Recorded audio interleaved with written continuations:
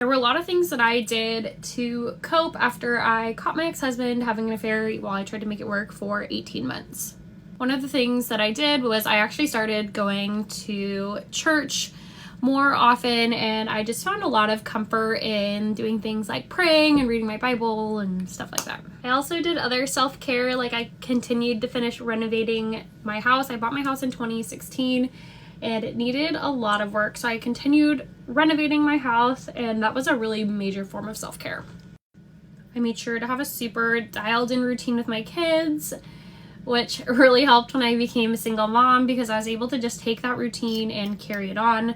I never really realized until after I was divorced that I was basically a married single mom. I'd never heard that term, and I didn't realize that that was basically what was going on. The most amount of healing definitely came from leaving and starting life over and just having some time to myself.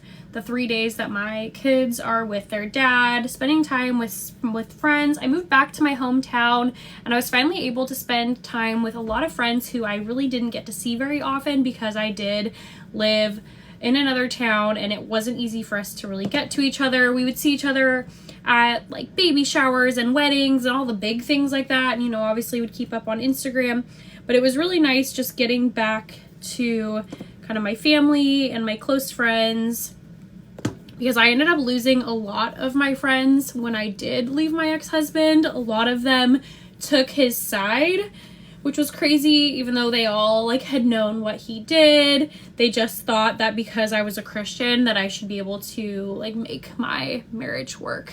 I got some really judgmental text messages from people. It was really insane. I think the most insane friendship that I lost was one of my closest friends. She was actually the first person I ever told about the affair because she knew both the ex-best friend and obviously she knew who my husband was, and she was the one who was like, why are you still friends with her? And then she ended up totally cutting me out, not wanting to be my friend anymore because she was all upset that I was talking about my ex-husband on Instagram, and she felt like I shouldn't be doing that. And I was like, I can't be friends with someone who's trying to silence my voice just because they were probably triggered